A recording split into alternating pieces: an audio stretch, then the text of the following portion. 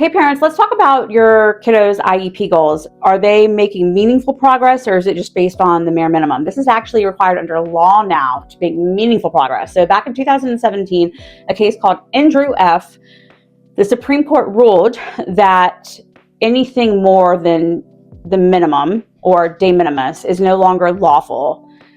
Now your kiddo has to make meaningful progress in light of their circumstances. The minimum is no longer acceptable.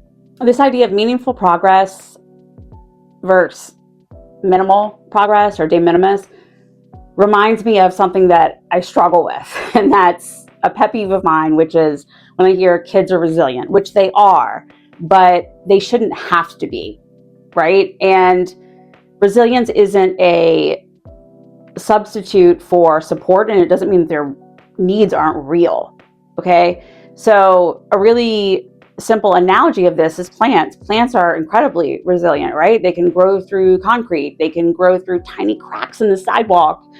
They can survive a drought. And that doesn't mean that they're growing as well as they could just because they're surviving, right?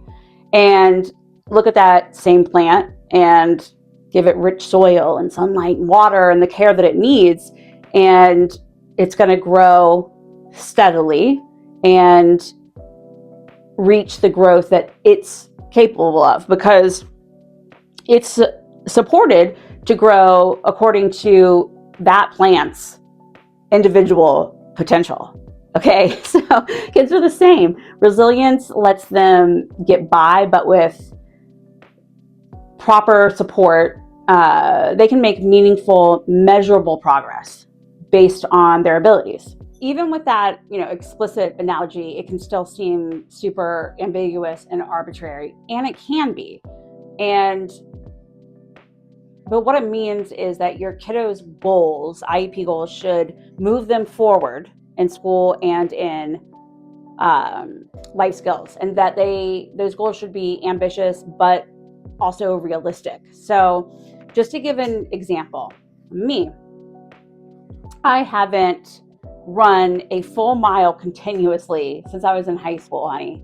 And I am 42, babe, right? So me reaching a goal of running a marathon straight within a year, which is an IEP cycle, is likely unreasonable. But that's not just based on my baseline. We also have to look at my historical data. I've, started running here and there and, gave it a shot and stuck with it for a couple weeks, and over and over and over again, I stopped and did something simpler, right? And that internal motivation for me to run a marathon wasn't there, and it's never gonna be, right? So that isn't an appropriately ambitious goal. That is out of range for me, and I would just be disappointed in myself if that was the goal, right? And what would be more appropriate potentially, if there was a reason for it, would be running, a 5K within a year. That's totally possible, depending on the historical data, what I personally strive for, and baseline. All of those things matter. Let's see how we can apply this practically, okay? So, student will improve reading is not measurable, right? Student will read a grade level passage at 35 words correct per minute on 4 out of 5 reading probes measured quarterly. That is measurable, right? And we would want objectives there as well. However, if the kiddo's baseline, where they are at right now, is 34 words correct per minute, 35 words correct per minute is not going to be appropriate, regardless of who the kiddo is. So we need to look at that baseline. We need to look at the historical data, and also, will this goal make a real difference if it's achieved? So a simple way to think of this and to ask is, if my kiddo meets this goal, what will they be able to do that they're not able to do now? How can we apply this knowledge practically? That's what matters, right? A lot of times schools are going to use vague language, like as appropriate, will improve, will attempt. They'll set goals that are too easy or not appropriate. They will confuse meaningful progress with any kind of, or reasonable progress with any kind of progress, any tiny little step. And the way to thwart that is with objective data, and that's bringing baseline and historical data. Okay, and a good advocate is going to tell you how to do that and what format to use that in and how to present it.